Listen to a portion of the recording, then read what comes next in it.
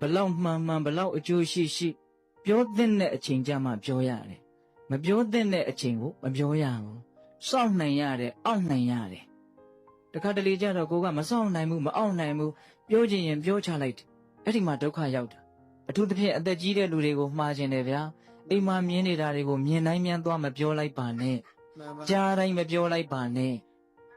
ကိုသိတာတွေကိုသိတဲ့အတိုင်းမပြောလိုက်ပါနဲ့မှန်ပါဗျာကိုသိတာကိုသိတဲ့အတိုင်းပြောမိလို့ဒုက္ခရောက်တာတွေအများကြီးရှိတယ်ရှိပါတယ်မမှန်လို့မဟုတ်ဘူးနော်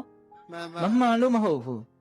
ဒါလေးနဲ့ပတ်သက်ပြီးတော့မြတ်စွာဘုရားကတော့ကြည်ကြဲပြန့်ပြန့်ပြောပါတယ်ရှင်ရာဟုလာကိုဟောထားတာရှိတယ်လေကြည်ရှုဆင်ခြင်၍ကြည်ရှုဆင်ခြင်၍စကားကိုပြောရ၏တဲ့ရှင်ရာဟုလာငယ်ငယ်လေးတုန်းကမြတ်စွာဘုရားဟောတာချစ်သားတဲ့မှန်ဟာဘာအကျိုးရှိလေတဲ့ကြည်ခြင်းအကျိုးရှိပါတယ်ဖေဟာအဲ့ဒါလိုပဲတဲ့ပြောတော့မယ်ဆိုလို့ရှိရင်ငါပြောလိုက်တဲ့စကားဟာငါအတွက်သူ့အတွက်အကျိုးဆုပ်ယုပ်စေမှာလားအကုသိုလ်တွေများဖြစ်မှာလားလို့စဉ်းစားလိုက်အောင်တဲ့အကျိုးဆုပ်ယုပ်မယ်ဆိုရင်မပြောနဲ့မပြောခင်မှာစဉ်းစားရပြောနေစဲမှာလဲခဏလေးတွေ့ပြီးတော့စဉ်းစားလိုက်ပါအောင်ငါအခုပြောနေတဲ့စကားဟာငါအတွက်အကျိုးရှိလားသူ့အတွက်အကျိုးရှိလားအကျိုးမရှိဘူးဆိုရင်ရက်နိုင်ရမယ်ဖြတ်နိုင်ရမယ်